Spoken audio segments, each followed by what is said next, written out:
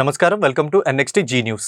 మోదుకూరులో NTR వర్ధంతి కార్యక్రమంలో ముఖ్యమంత్రి నారా చంద్రబాబు నాయుడు నిరుపేదల జీవితాల్లో సంక్షేమ వెలుగులు నింపిన మహనీయుడు ఎన్టీఆర్ అని అన్నారు. సమాజమే దేవాలయం, ప్రజలే దేవుళ్ళు అనే సూక్తిని మొదటిసారిగా రాజకీయాలకు పరిచయం చేసింది ఎన్టీఆర్ఏ అని చెప్పారు. బడుగు బలహీన వర్గాల వారికి రాజ్యాధికారంలో భాగస్వామ్యం కల్పించిన సమతావాది అని కొనియాడారు. స్త్రీలకు సాధికారతను ఇచ్చిన సంస్కర్త అని అన్నారు. స్వర్గీయ తారక రామారావు వర్ధంతి సందర్భంగా ఆ మహనీయుడి స్మృతికి నివాళి అర్పిద్దామని చెప్పారు. ప్రాణ సమానమైన తెలుగుదేశం పార్టీ కుటుంబ సభ్యులందరికీ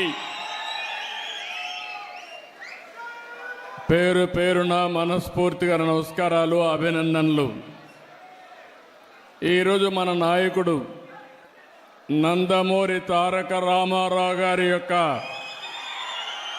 29వ వర్ధంతి, అది కూడా ఈ మైదుకూరులో జరుపుకోవడం చాలా అదృష్టంగా నేను భావిస్తున్నాను.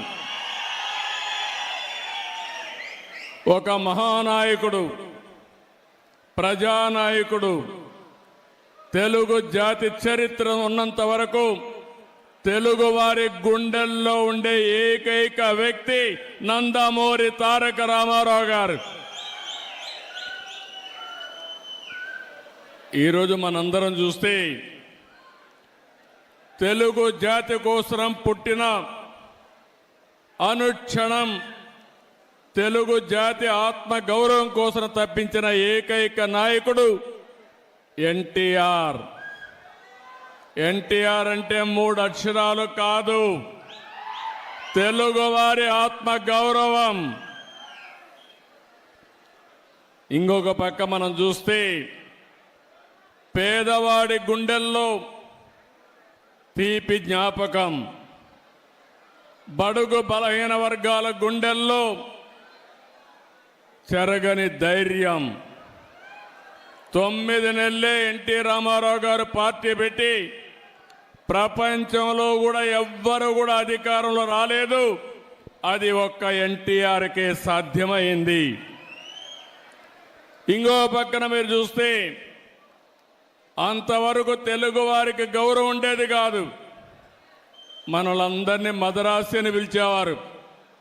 అలాంటిది ఢిల్లీని గజగజలాడించడమే కాకుండా తెలుగు వారి యొక్క గుర్తింపును తెచ్చిన ఏకైక నాయకుడు ఎన్టీఆర్. ఇంకో పక్క మీరు చూస్తే సంక్షేమానికి అర్థం తీసుకొచ్చాడు. అభివృద్ధి అంటే చేసి చూపించాడు. సంస్కరణలకు నాంది పలికారు. ప్రభుత్వం అంటే పాలకులు కాదు, సేవకులని చెప్పిన ఏకైక నాయకుడు నందమూరి తారక రామారావు గారు. దేశ చరిత్రలోనే రాజకీయాలు కొత్త రూపం ఇచ్చిన వ్యక్తి ఎన్టీఆర్. ఆ రోజులోనే 2 రూపాయల కేజీ బియ్యం. ఈరోజు దేశమంతా కూడా ఫుడ్ సెక్యూరిటీగా మారే పరిస్థితికి వచ్చింది. ఇంకొక పక్క మీరు చూస్తే ఆ రోజు ఆయన ఇచ్చిన పింఛను 35 రూపాయలు, ఈరోజు 4,000 రూపాయలు ఇస్తున్నామంటే అది తెలుగుదేశం పార్టీ చరిత్ర. ఇవే కాకుండా పేదవాడు కూడా పక్కా ఇల్లుండాలి, గుడిసెలు కాదని చెప్పి పక్కా ఇళ్లకు నిర్మాణం చేశాడు. ఈరోజు దేశం అంతా కూడా ఇళ్ల నిర్మాణం పెద్ద ఎత్తున చేసే పరిస్థితికి వచ్చారు. మీరు ఒకసారి చూస్తే రాజకీయాలంటే వేలు ముద్రేసేవాళ్ళు కాదు, చదువుకునే వాళ్ళు రావాలని మొట్టమొదటిసారిగా రాజకీయాల్లో చదువుకున్న వ్యక్తులు ఇచ్చిన ఏకైక నాయకుడు నందమూరి తారక రామారావు గారు. విశాఖ ఉక్కు కర్మాగారానికి కేంద్ర ప్రభుత్వం 11,440 కోట్ల ప్రత్యేక ప్యాకేజీ ప్రకటించడంపై AP deputy CM Pawan Kalyan స్పందించారు. వైజాగ్ స్టీల్ ప్లాంట్ కు కేంద్రం ప్యాకేజీ ప్రకటించడం చాలా సంతోషకరమని ఆయన అన్నారు. ఉక్కు పరిశ్రమ నిలబెట్టాలన్న ప్రధానమంత్రి మోడీ నిబద్ధతను ఈ ప్యాకేజీ నిదర్శనమని వివరించారు. ఏపీ అభివృద్ధి పట్ల మోడీ చిత్తశుద్ధి రాష్ట్ర ప్రజల తరపున కృతజ్ఞతలు చెప్పుకుంటున్నట్లు ఆయన వెల్లడించారు. స్టీల్ ప్లాంట్ పరిస్థితి బయటకు వచ్చిందో డిస్ఇన్వెస్ట్మెంట్ గురించి, దేశంలో ఉన్న డిస్ఇన్వెస్ట్మెంట్ మిగతా పరిశ్రమలకు అప్లై చేయడానికి దీనికి ఉన్న ప్రత్యేకతని నిన్న కేంద్ర హోంమంత్రి శ్రీ గౌరవనీయులు అమిత్ షా గారికి తెలియజేశారు. తన తండ్రి ఎన్టీఆర్ వర్ధంతి సందర్భంగా నందమూరి బాలకృష్ణ ఆయనకు నివాళులు అర్పించారు. ఆయనతో పాటు రామకృష్ణ, నందమూరి సుహాసిని కుటుంబ సభ్యులు నివాళులర్పించారు. నటుడిగా, నాయకుడిగా ఎన్టీఆర్ తనకు తానే సాటి అని పేర్కొన్నారు. పేదల కోసం టీడీపీని స్థాపించారని, ఆయనతోనే తెలుగువారిలో రాజకీయ చైతన్యం వచ్చిందని బాలయ్య గుర్తు చేశారు. ప్రజల వద్దకు పాలన కోసం ఎన్టీఆర్ ఎన్నో సంస్కరణలు తీసుకువచ్చారని ఆయన తెలిపారు. తెలుగు రాజకీయాలు ఎన్టీఆర్ కు ముందు, ఎన్టీఆర్ తర్వాత అనే విధంగా మారాయి అని ఆయన కొనియాడారు. ఇప్పటికే ఆయన తెచ్చిన పథకాలే ప్రస్తుత ప్రభుత్వాల్లో అమలు చేస్తున్నట్లు ఆయన వివరించారు. కార్యకర్తలను నాయకులుగా తయారు చేసింది కూడా ఎన్టీఆర్ఏనని బాలయ్య చెప్పుకొచ్చారు. అందరు మహానుభావులు కాలేరు. ఒక మనిషి మౌన్నత విజయపథంలో నడవాలంటే, అత్యున్నత శిఖరాలకు ఎదగాలంటే సత్సంకల్పం కావాలి, అకుంఠ దీక్ష పొందాలి, నీ దారిలో నువ్వు నడవాలి అని మా నాన్నగారు నాతో ఎప్పుడు చెప్తుండేవారు. ఎన్నో సందర్భాల్లో నేను చెప్పడం జరిగింది. ఎన్టీఆర్ అంటే కేవలం నందమూరి తారక రామారావు కాదు, ఎన్నంటే నటనాలయం, ఆయన ఇల్లు ఒక నటనాలయం, అందులో ఆయన ఒక నటరాజు, నటసింహుడు. టీ అంటే తారమండలంలోని తారక ధృవతారకుడు, ఆర్ అంటే రాజర్షి రారాజు, రాజకీయ దురంధర యుగంధరుడు, రమణీయ రమ్య కమనీయ సౌమ్య గుణధాముడని. మొన్ననే ఆయన శత జయంతి జరుపుకోవడం జరిగింది. తర్వాత ఆయన సినిమా పరిశ్రమకు వచ్చి 75 సంవత్సరాలు మన దేశం ఆయన మొదటి సినిమా. ఆ సినిమా యొక్క ఉత్సవం కూడా జరుపుకోవడం జరిగింది. ఇప్పుడు రామారావు చూసుకుంటే, ఆయన శరీరంగ ప్రస్తావన చూసుకుంటే, మరి ఆయన నటిస్తుంటే పౌరాణికాలు ప్రాణాలు పోసుకున్నాయి, జానపదాలు జాబిలీలు అయ్యాయి, సాంఘికాలు సామాజ పరిగమనాలు అయ్యాయి, పద్యం పాట పదునెక్కింది, పాట పదునెక్కింది, పద్యం పాట నాట్యం నేర్చింది, కళామ తల్లి కన్నుల పండుగ చేసుకుంది, కళకళలాడింది, గలగల నవ్వింది. అంటే ఇక్కడే కాదు, మన దేశంలోనే కదా, ప్రపంచంలో ఎక్కడ చూసినా కూడా అటువంటి నటధీరుడు, అలాగే నటనలో ప్రయోగాలు చేసిన నటనాచార్యుడు, అలాగే పాత్రలో పరకాయ ప్రవేశం చేసి ఆ పాత్రలను ఆయన అణువులో జీర్ణింపు చేసుకుని ఆ పాత్రలకి న్యాయం చేసిన నటధీరుడు నందమూరి తారక రామారావు గారు. మనం ఎక్కడ వెతికి చూసినా, ఎక్కడ చూసినా కూడా అటువంటి నటధీరుడు, లేకపోతే నటచారుడు, లేకపోతే నటధీరుడు ఎక్కడా మనకి కానరాడు అని నేనే కాదు, ప్రతి ఒక్కడు చెప్పుకుని తీరుతారు, ఒప్పుకుని తీరుతారు. అలాగే తర్వాత ఆయన ప్రతి తెలుగు బిడ్డ, ప్రతి తెలుగు గడ్డ కూడా నేను తెలుగువాడిని సగర్వంగా చెప్పుకునే దమ్ము, ధైర్యం, సత్తా, తెగువ, ఆత్మవిశ్వాసం పదును పెట్టి మరి ప్రతి తెలుగువాడిని బయటికి తీసుకొచ్చి నేను తెలుగువాడిని అని చెప్పే సత్తా, ధైర్యం ఇచ్చిన తెలుగు తేజ నందమూరి తారక రామారావు గారు. నంబూరులో స్వచ్ఛాంధ్ర స్వచ్ఛ దివాస్ కార్యక్రమంలో పవన్ కళ్యాణ్. సో మనస్ఫూర్తిగా మీ అందరికీ ధన్యవాదాలు. ఇది ఈరోజు ఇంకా మొన్న కృష్ణా వరదల సమయంలో నిలబడ్డ కార్మికులందరికీ కూడా ఈ రోజున సన్మానం చేయడం జరిగింది, దాదాపు 35 మందికి. నేను ఇది ఆల్రెడీ స్టార్ట్ చేసాం లాంగ్ బ్యాకే. ప్రత్యేకించి ఈ క్లాప్ మిత్రాస్ జీతాలు పెంచాలి అనేది కూడా చాలా రోజుల నుంచి ఉంది. ఆ క్లాప్ మిత్ర జీతాలు రావడానికి కూడా ఆ రోజు మేము ప్రిన్సిపల్ సెక్రటరీ శశిభూషణ్ గారు ఉన్నారు, మొత్తం వీళ్ళందరి దగ్గర నుంచి తీసుకొని ముందుకు తీసుకెళ్ళి క్లాప్ మిత్రకు సకాలంలో జీతాలు గత ప్రభుత్వంలో బకాయిలు ఉన్న జీతాలను కూడా వెంటనే చెల్లించడం జరిగింది. అలాగే నా దృష్టికి తీసుకొచ్చింది ఎంపీడీఓ గారు కానీ మిగతా ఉన్నతాధికారులు ప్రతి ఒక్కరు కూడా వాళ్ళ జీతాలు పెంచాలనే ఒక ఇది ఉందని రిక్వెస్ట్ ఉందని అడుగుతా ఉన్నారు. దాన్ని ఖచ్చితంగా పరిశీలిస్తామని చెప్తాం. పారిశుద్ధ్య కార్మికులకి చాలామంది ఇంకా టెంపరీగా చేస్తున్నారు, చాలా ఇబ్బందులు పడుతున్నారు. మురుగు కలెక్ట్ చేయడం అనేది మనం జనరల్గా పబ్లిక్ అసలు ఆలోచించడానికి ఇష్టపడరు. అలాంటి మురుగును వాళ్ళు డైలీ కలెక్ట్ చేసి గ్రామాలు చూపుతున్నారు. వాళ్ళ సమస్యల పరిష్కారం విధంగా ప్రత్యేకించి ఇది నాకు పంచాయతీరాజ్ స్థాయిలో వచ్చేయని నేను చేయగలుగుతాను. తర్వాత క్యాబినెట్లో ఒకసారి దీని మీద అంటే ఒకసారి క్షేత్రస్థాయిలో పరిశీలించాలి. ఇది అంటే క్షేత్రస్థాయిలో ఒక పరిశీలించి ఇప్పుడు వచ్చి కూర్చొని అంటే కొన్నిసార్లు పనులు చేసేటప్పుడు దాని పర్యవేక్షణ, అలాగే నాకు కొంత క్షేత్రస్థాయి పరిశీలన, అవగాహన, దాని మీద ఒక పరిష్కారాలకు మనం బలంగా వెళ్ళచ్చు.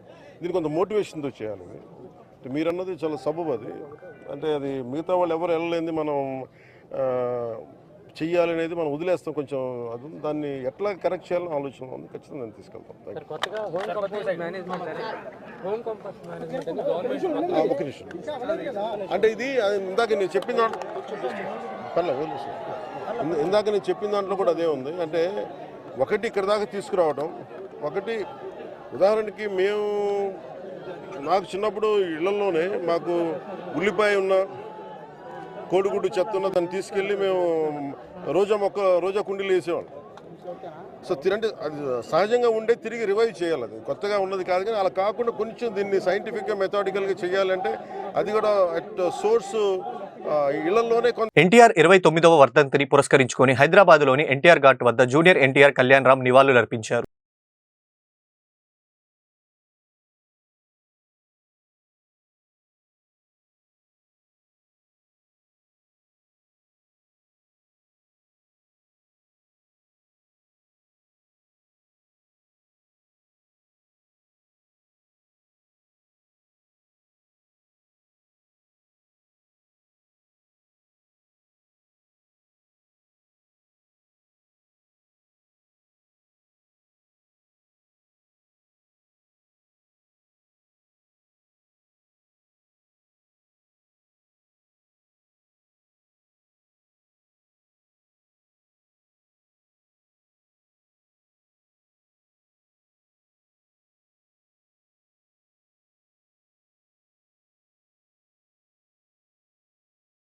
ఎన్టీఆర్ స్ఫూర్తితో ప్రజల కోసం అహర్నిశలు పనిచేస్తా.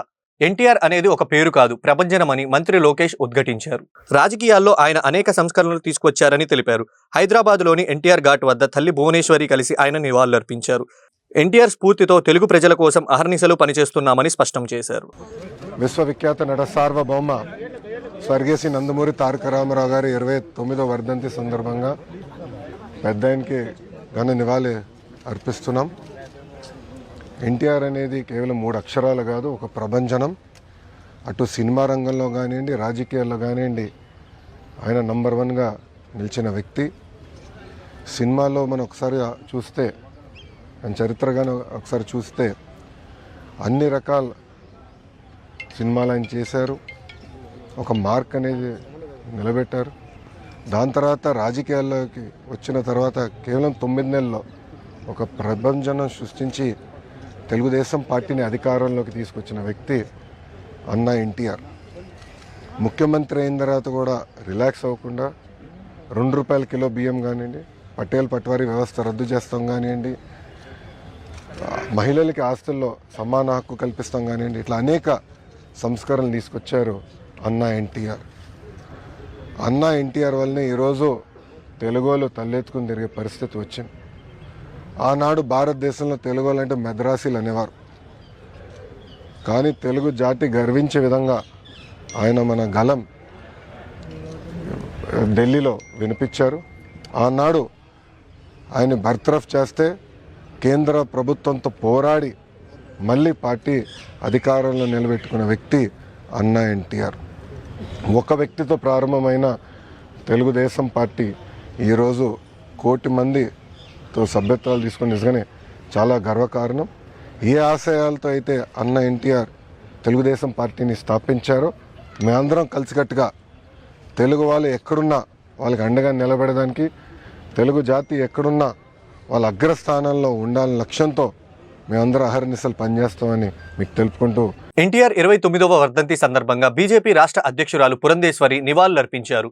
విజయవాడ పట్టణంలోని ఎన్టీఆర్ విగ్రహానికి బీజేపీ నేతలతో పూలమాలలు వేశారు. మరణం లేని జననం ఎన్టీఆర్ దని పురంధేశ్వరి కొనియాడారు. మరణం లేని జననం వారిది అని చెప్పి నేను గట్టిగా విశ్వసిస్తున్నటువంటి మాట.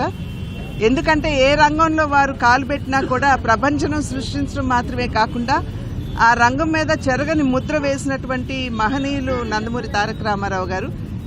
అధికార మాధ్యమంగా ప్రజాసేవ ఏ విధంగా చేయవచ్చు, నిజమైనటువంటి సంక్షేమాన్ని ప్రజలకు అందించినటువంటి మహనీయులు నందమూరి తారక రామారావు గారు. అనేక సంస్కరణ వారు చేయడం కూడా జరిగింది. నిస్వార్థ ప్రజాసేవకి నిలవెత్తు నిదర్శనం నందమూరి తారక రామారావు గారు. జన్మ జన్మలకి వారి బిడ్డగా పుట్టాలనేటువంటి వరాన్ని ఆ భగవంతుడు నాకు అందివ్వాలని చెప్పి ప్రార్థిస్తాను. ఈ వార్తలు ఇంతటితో సమాప్తం. తిరిగి మరో బులెటిన్లో మళ్ళీ కలుద్దాం.